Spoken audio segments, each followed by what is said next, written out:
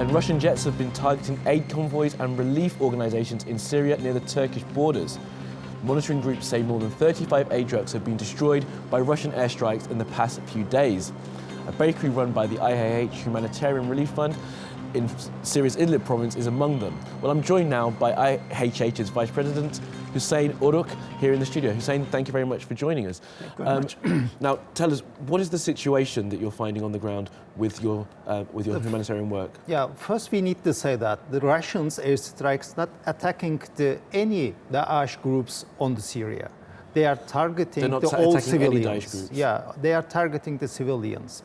As you say, the bakery of the IHH have been targeted yesterday, totally destroyed. More than 60,000 breads have been produced daily in this bakery and distributed for the needy peoples.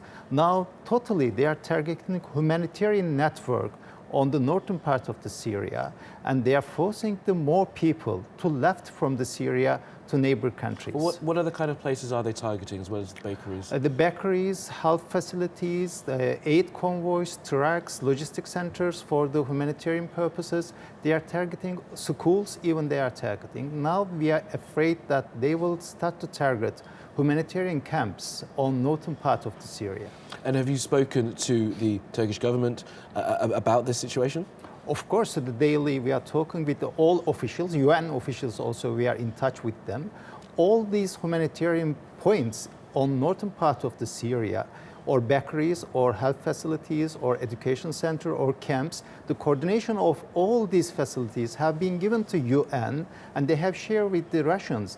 Totally, they know that this bakery is serve the peoples on humanitarian basis, and the camps, and the hospitals, everything's they know, and intentionally they are targeting all these points. So what's going to be done here? The UN know about it, the Turkish government know about it. What can be done to stop the Russian planes from bombing these areas?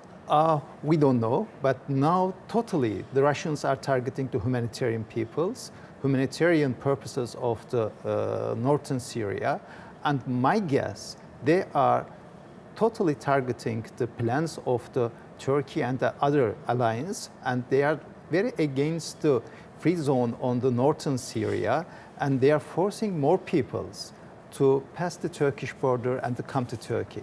Now, Huseyin, just tell me, how many people are being affected by this? In this, on the northern part, at least I can say directly from the IHH side, we have 18 camps on northern part. And how many people are in those camps? Yeah, more than 60,000 people are living in the camps, but all other camps, more than 200,000 are living in these camps. When we look for the Turkmen side, the thousands of people are there, but the total number is more than 2 million people directly affecting from the airstrikes of the Russians. And I assume you'll be asking for extra aid to be coming from the UN and from the Turkish government to assist? Actually, they are not stopping only the aid, also they are cutting the logistic way of the humanitarian purposes, and it will be more difficult for all of us to reach the needy peoples inside the Syria.